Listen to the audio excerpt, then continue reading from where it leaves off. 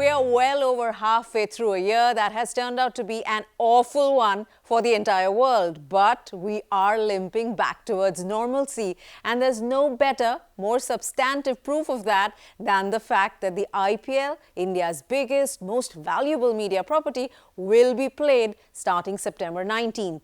But the IPL will play out not only in a biosecure bubble, but also against a complex geopolitical backdrop that has queered the pitch for marketers.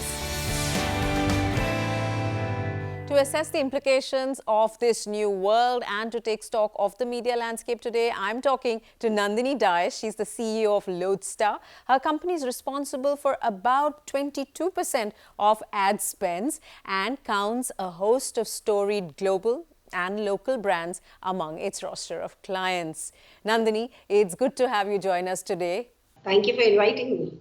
Let's start with the IPL, an obvious choice because all attention, all eyes are on this property, isn't it? Give me a sense of what you expect from IPL 2020 now that it is finally going to be held. So, as a company, we are really bullish about the viewership and how it's going to play out, and multiple reasons for that. So, as a first, people are at home. In normal circumstances, television viewership, OTT viewership has been up and almost by 15%. The IPL coming in, the enthusiasm is going to be far more because they haven't seen live sports now for a while. NBA and EPL are two of the only other sports which we saw live sports, but there's been no other. So the primary viewing has been news and movies, and people are, I think, there's fatigue there. So people will move, change, and there'll be renewed enthusiasm about cricket. I also think because people are at home, often we are talking of people doing multitasking. This will take a new form. So between their work at home, their work in the office work, they will also be able to put on the television and see. So normally the 3:30 match, gets lower ratings, but this year I feel the 3:30 match will also get ratings which are much higher, better. Given that this is not going to be played in India but in the UAE, and given that the last two times that the IPL has been conducted outside the country has seen dips in viewership, do you anticipate that trend bearing out again, or do you think because it's such an abnormal year thanks to COVID-19 that trend will not be playing out in that fashion? No, I think this year will be totally different from the previous 2 years. They haven't seen live cricket, they haven't seen live sports. And because they haven't seen something like this, there's going to be so much renewed vigor. Also, many other things, like I was saying, has played out. I mean, for example, for the first time, we'll see a consolidation. Last 2 years in IPL, you saw viewership on Hotstar and you saw viewership on the screen. This year, that will change too. People are not on the go, people are not outside, they are in the house. Now, in the house, they will prefer seeing it on the big television. So you will suddenly start seeing a far more consolidation of viewership on TV screen. Also, unfortunately, the Jio and Hotstar tie-up has broken up. So that the viewership which was happening on Hotstar will move to television. So you will see a far better ratings and far better, enthusiasm this year, both. So far better ratings, far better enthusiasm, a big boost for the TV viewership of the IPL. Does that, and consolidation of viewers, so no fragmentation, does that make it absolutely irresistible for marketers this year then, given the way, also the backdrop of COVID-19? It should. So most marketers should happily jump on, this opportunity. I mean, if you're going to get higher viewership, you're going to get people's attention because you're sitting in one place, you're not on the... the rates are holding on. So whatever we had committed to before COVID, the rates are holding on. Because of the higher viewership, you will find the cost benefit. Obviously, the clients will get the cost benefit of it.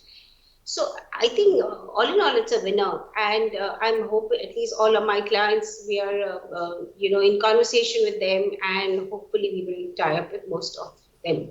They'll be all on. give us a perspective from the marketers' needs point of view, and also given the context of in which the marketers find themselves in a COVID-19 landscape, falling revenues, no sales, lockdowns, partial lockdowns across the country. In that landscape, even though the property is looking so good in terms of what it's possibly going to deliver, what is the appetite where it comes to relevance for marketers?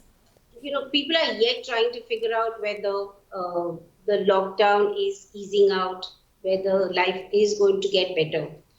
But the demand you can see has started increasing. So the method of buying may have slightly shifted, but the demand, you can see demand. I mean, and as we talk, April, May have not been very good, but June was better than April, May, and July was better than June. So as we speak, most clients are talking of increased demand during the festival season, and we were all planning during the festival season to do this.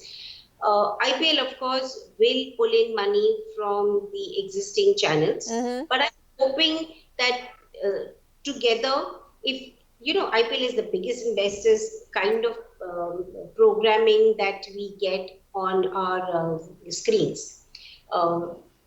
If this cannot pull in demand and to an extent boost the economy, I mean, we'd have to think, saying what else or what next.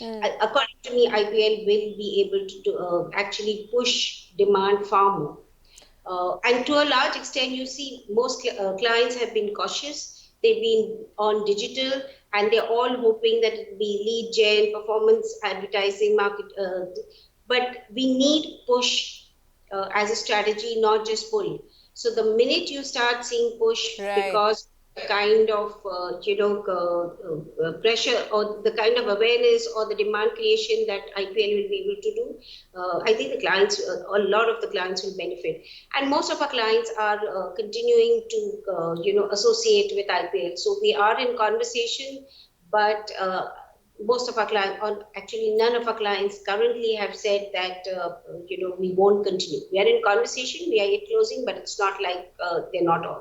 Sure. So you're saying then that relevance of the IPL will continue despite the fact that, for instance, if I'm a beverage company and I'm looking at summer, then, this is not the time where I would normally have my spend. So is there a problem from that end? The way we see marketers budget for their years, can you give me how that has got affected thanks to COVID-19? If you see the whole year, normally we have fairly equated months. And the festival season there is a peak, and IPL there is a peak. Right. So, and there may be about a 10% peak during IPL, which is the April-May months, and there will be about a 15% peak during the festival. So that peak, obviously, the first peak we missed. And we currently we have barely had about, if you look at 100% distribution of the year, we've had about 33% maybe of the spends which have already advertisers have incurred, and we assume that the balance 70% will all be in these 6 months or these remaining 5 months. But at an overall level, rather the numbers are below. And they are below the previous years. So if last year was about 80,000 crores, roughly around about there, this year I imagine we'd end at about 67,000 crores. Right. Couple more questions on the IPL, Nandini. Given that we won't have live audiences, so that concept of cheerleaders and the entertainment and the tamasha around the IPL, which helped broaden, the property's appeal to the non-male audience over the years and has only broadened and widened and deepened that relationship. What happens? Do you need something more, or is the fact that the focus will be on the game and really just the game is good enough this year? Fans will miss live venues. I have no doubt about that. But I think the accompanying, action that will be there, which will be on field. For example, this year, Dhoni has just announced his retirement. Yes. And Dhoni, it's seeing Dhoni on field, that will bring about its enthusiasm. There'll be so I'm yet hoping that the on-field action will be able to compensate for no live venues. But I'm also curious, and I'm hoping to see what Star would do for sound as Mm, effects, because it's like watching a movie without the yes. sound, right? And that effect is just different. So it'll be interesting to see what Star will do for their sound options. And that should create buzz, right? Something that they manage to stage there will be something that should create a lot of buzz and chatter, is what you're suggesting. When we started off, there was cricket plus entertainment, and Sony was promoting cricket plus entertainment. You see, for Super Bowl, for example, in the at Super Bowl, the Jennifer Lopez's dance was, Yes. probably had far more viewership than even Super Bowl had, and it just went so viral. I don't think Star's perspective is like this. Star is very clear that they are going to focus on cricket and they will not focus on entertainment. So to that extent, I mean, I don't think they will do something on the live venues which will, be termed as entertainment. But so the only other thing that I'm hoping to see, to show that there's euphoria, so to speak, are Sure. sound. So, but I think in terms of television viewership, I don't think it'll get affected. In terms of the way we receive it, maybe maybe they just get more commentators. So they last year they had 130 commentators who spoke through the 50, 60 matches. Uh, Maybe they will actually get more people, different kind of people, maybe entertaining people to talk during the matches. So that's the way they will make it more live, probably. Right. Do you see brand interest for team sponsorships as well continue to be the way it was earlier? No, that may be a little tough. uh, when we tied up, so there is on-air sponsorship and there is Sure. with the team. So when you look at the team, there are the deliverables are very different. So you may have a meet and greet Yes. with actual cricketers. You may have, so the associations will be on ground. All that will be missed out. So those, I think there's more negotiations going to happen with individual teams than actually on air, because on air you can see a huge benefit. Right. Individual teams and on ground there will be a lot more negotiations. Right. Let's put the geopolitical lens on IPL now. We've done the COVID-19 lens. Let's look at the geopolitical lens, because we know that Vivo, which had rights for 5 years, had to back off this year because of our relationship with China at this point of time. We also know that Chinese brands made in India, are under scrutiny. Made in India is what, the political agenda is at this point of time. The nation's agenda is about made in India. What does that do to marketing money and marketing spends? Did you ever have in your work experience this kind of landscape to negotiate for on behalf of brands?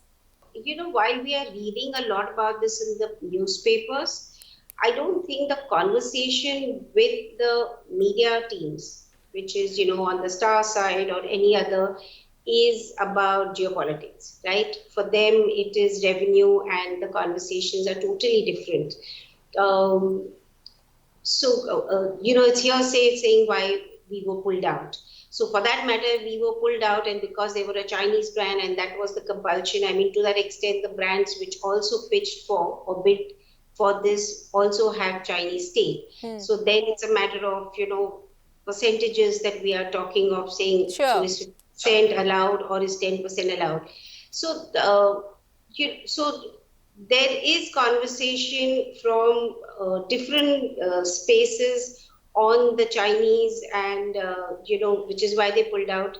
But the people who are selling are not doing this conversation, and you may have actually many brands who are, have some stake. China has some stake. In your assessment or in your reading of the situation, then Vivo not being the sponsor this year has got nothing to do with its Chinese origin? The market is really down, and it's really down. It's not, it's not. That's not hearsay, right? Right. We work with brands. We know, I mean, you can have had a manufacturing problem, you could have a distribution, supply chain problem, you could have had cash flow problems. There can be various, Right. reasons. I mean, for the matter, just shipping things into Yes. the country, Yes. you could have had several problems. I don't know what the real story is, and it could have been that we were pulled out because of that. And it's not. I mean, these are all conjecture. It's not Sure. that Sure. I understand. it can be multiple reasons. So it just. I mean, the question is why would if you take a hard stance, then you take a hard stance, right? The Right. walk stance is something that I don't get. I get it. So you're saying that we shouldn't rush to any conclusion that the geopolitical anxieties will be a new variable in your media planning and buying Yeah, processes. yeah, At this point of absolutely. time, you're saying no. I mean, we look after a large set of clients. At this point of time, I mean, I've not seen any pressure from anybody.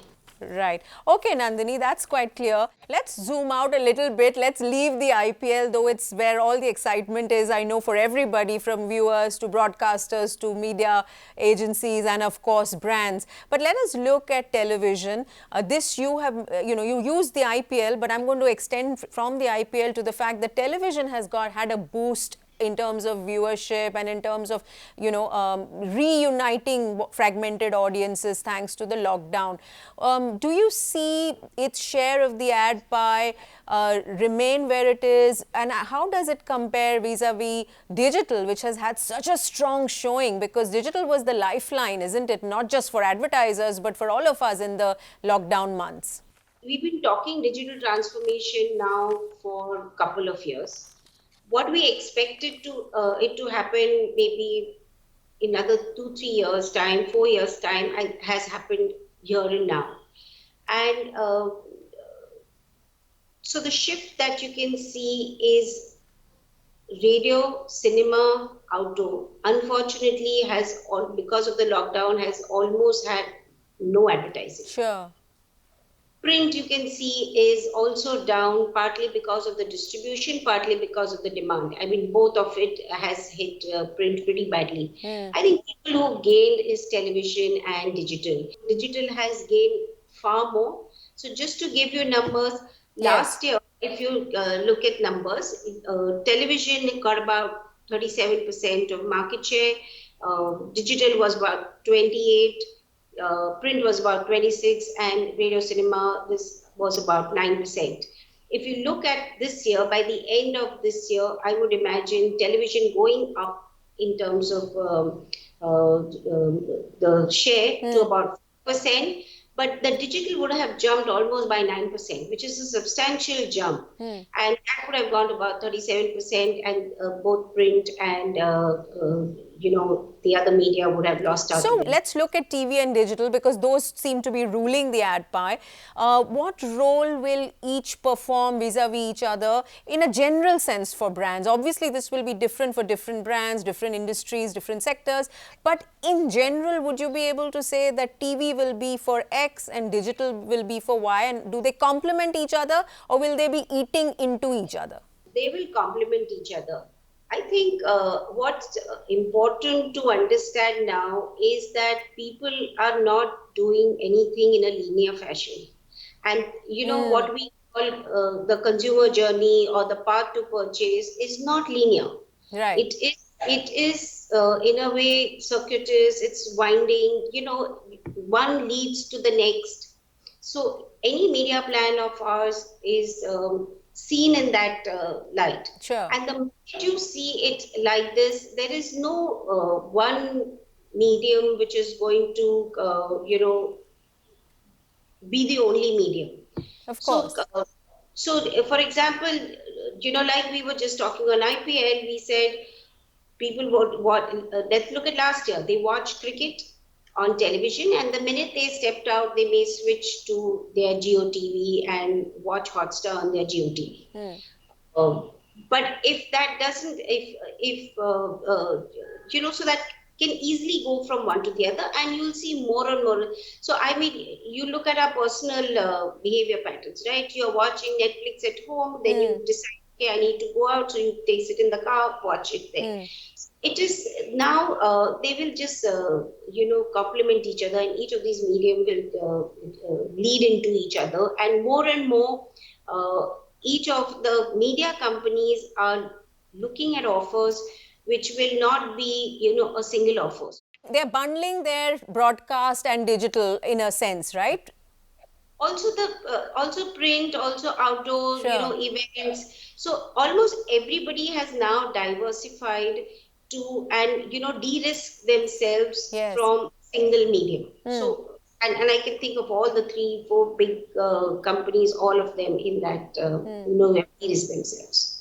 Right. Nandini, you use the word de-risk. We are talking about the business of your clients and brands. What about the media agency business? What has it been like in the last few months? Always challenging given the economic scenario over the past year and a half. But 2020, what has it been like where your business model is concerned, where the media agency's business model is concerned? We used to have the happy days of having very limited choices. Now we look at almost 70 touch points, yeah, and each of these touch points are managed by specialists. Yes. So, with the lockdown or with things going, the way they are, we are looking at two, three things to keep ourselves ahead of the curve, so to speak. So, in normal circumstances, when we are planning for all these things, the team would sit around each other. It was easy to see what each other is doing. So, it would all come together. I think just because of the distance and the whole work from home, now to manage the big picture, take the strategy across all touch points, ensure operation excellence, ensure agility is quite a challenge. Yes. So there's a lot of focus that now we are doing on improving business processes and just enabling the workforce. And this is one part of the things that we will change. The second big this that we are looking is this whole digital transformation. And the last couple of years, while work has happened, but now the conversation of one to many to one is a daily, almost a daily conversation. So you need to jump from one to many to one to one. Right. And there's a lot of automation. There's a lot of managing the data stacks, the digitization of things, which is the one set of conversation that we have, which is just technology, just managing the whole technology thing. And the whole other end is the whole e-com, personalization, precision targeting, performance marketing, that kind of thing. Improving the technology and mining, data mining better to do better media planning. And I think the third kind of shifts that we are all talking of because of the media shifts is repurposing of talent. There's so much happening so fast, and every few days you can start seeing a new, because of technology, a new option and a new way to communicate. Right. Being able to innovate on a new technology or to do things faster than anybody else is actually quite a challenge. Almost all companies are really pushing hard to how to rescale, upscale their people really quickly, enable this to take the media planning or strategizing forward. So there's a lot of new norm that we are looking at too. Nandini, it's always a pleasure talking to you. Thank you very much for sharing both information and insight. We always come to you for that, right? So thank you. Stay safe. Wish you and the entire team at Lodestar all the very best. Oh, thank you so much, Anuradha. And thank you very much for watching. Catch us again next week for another conversation on the Media Dialogues.